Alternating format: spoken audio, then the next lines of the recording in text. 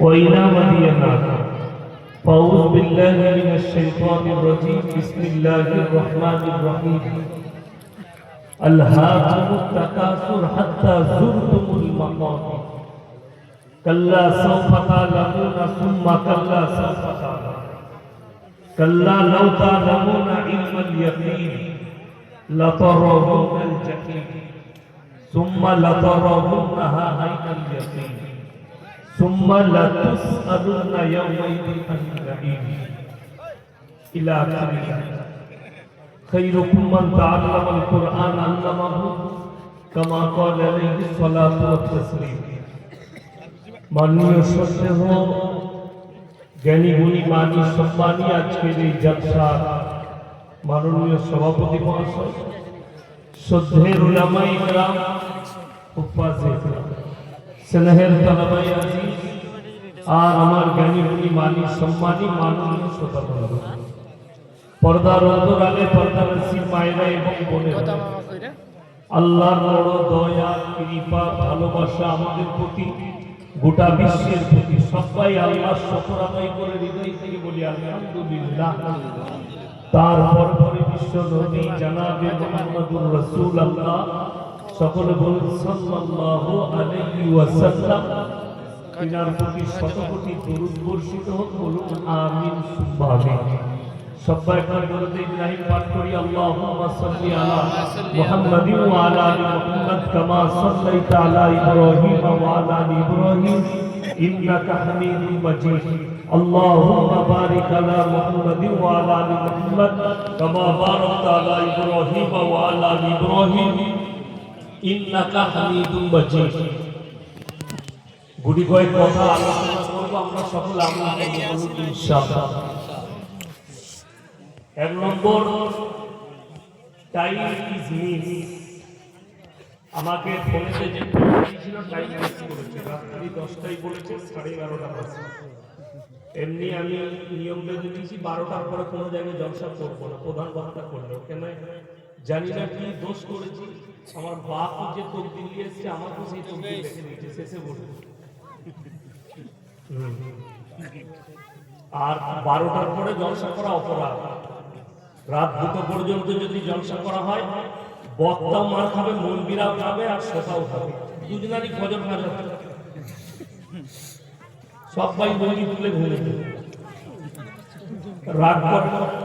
মাদ্রাসার যারা কৃতিপক্ষ আছে বাস্তব, আর এটা মাদ্রাসার জলসা আলহামদুলিল্লাহ, কিন্তু সমাজে 100টা জলসার মধ্যে 95টা জলসা বেনামাজিরা দেয়। নামাজি কমিটিগুলো বেশিরভাগ বেনামাজি। অসুবিধা ইমাম সাহেব বললেই ওদের হয়ে গেল। এমনি আমার বিভাগ করছি আছে, আমি আস্তে আস্তে গাল দেখেই এসেছি। আপনাদের এলাকা থেকে 2-1জন বলেছে ঈদ মারবো তোকে, তারা কোথায় আছে কি জানি, কেউ অসুবিধা নাই, আমি ঈদ খাবার লেগে এসেছি।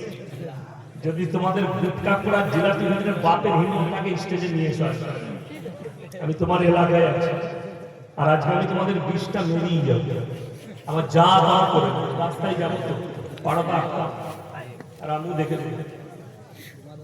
1 নম্বর, পৃথিবীতে যতগুলো আল্লাহর সৃষ্টি দেখতে পাচ্ছে, সব থেকে সুন্দর সৃষ্টি হচ্ছে মানুষ। বলুন আলহামদুলিল্লাহ।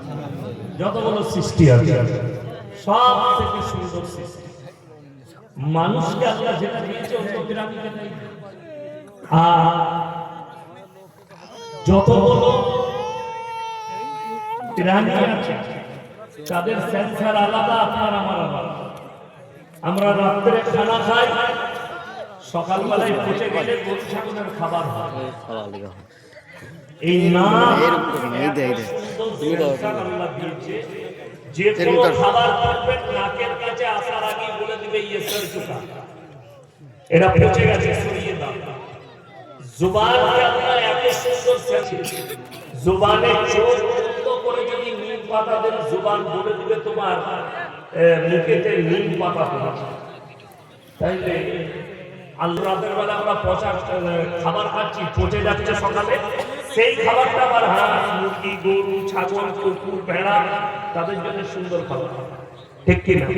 তাহলে আল্লাহ আপনাকে উত্তম করেছেন, ভালো খাবারটা আপনাকে দিয়েছেন, আপনার পচা খাবারটা গৃহপালিত পশু প্রাণী দিয়েছেন। আর এই জলসা প্যান্ডেলটা সাজিয়েছে, স্টেজ সাজিয়েছে, তার কারণ খুব সুন্দর লাগাচ্ছে, তাই তো? জানো সুন্দর লাগে আমাদের স্টেজটা, বলবে না ছোট্ট গ্রামের মাদ্রাসার জলসা স্টেজটা খুব ভালো করেছিল, প্যান্ডেল খুব ভালো করেছিল। আল্লাহর কসম, আল্লাহ তাআলা এই গোটা পৃথিবীটা সুসজ্জিত করেছেন শুধুমাত্র নিজের বান্দাদের জন্য। সুবহানাল্লাহ।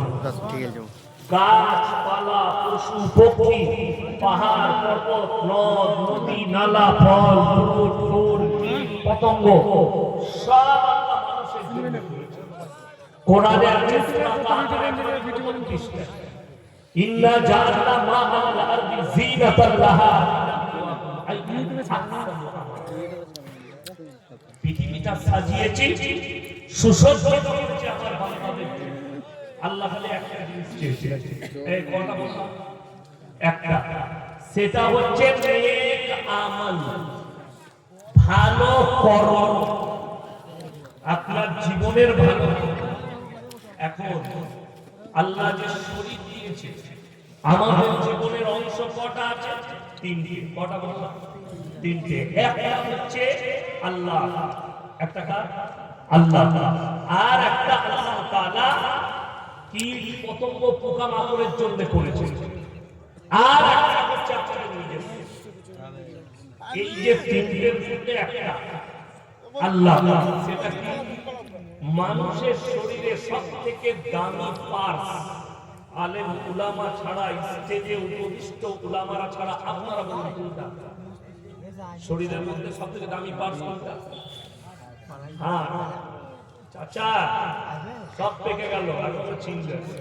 ওই জন্য তুমি নিচে যাও, ওলামারা স্টেজে। সব থেকে দামি পার্টস হচ্ছে রূহটা, রূহ, জান। জানটা যদি না থাকে, হাতটা থাকলে জানবেন আপনি? কথা বলে না আসল কি? তাইলে রূহ, আসল রূহ। আল্লাহর কসম, যদি হাতটা নাও থাকে, আমার আল্লাহ যদি শুধু রূহটাকে রেখে দেয়, মানুষ বাঁচবে না? বেঁচে যাবে। সুবহানাল্লাহ।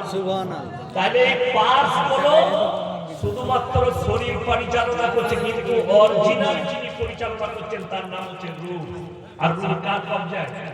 কথা বলে আল্লাহর কবজায়, মানুষের কবজায় নেই। মানুষ নিজের ইচ্ছায় বেঁচে থাকে না, আল্লাহর ইচ্ছায় মানুষ বেঁচে থাকে। আল্লাহ দয়ায় আমরা বেঁচে আছি, আমরা কেউ নিজের ইচ্ছায় নিজের মন মর্জিতে বেঁচে আছি। তাহলে এক নম্বর রূহটা হচ্ছে কার? আল্লাহ। নবীজি সাল্লাল্লাহু আলাইহি সাল্লাম আল্লাহকে প্রশ্ন করেছে, ওয়ায়াসালুনাকা আনির রূহ, ওগো আল্লাহ রূহটা কি? আমার আল্লাহ উত্তর দিয়েছেন, কুলি রূহু মিন আমরি, রূহ হচ্ছে আল্লাহর হুকুম। কোরআনে 30 পারায় আছে, ওয়ান্নাজিয়াতি গর্ক। গর্ক শব্দের অর্থ হচ্ছে ডুব মারা, পানিতে বাচ্চা মারে, পুকুরে ডুব মারে, এই শব্দ আল্লাহ ব্যবহার করেছেন। আমি কসম খাচ্ছি,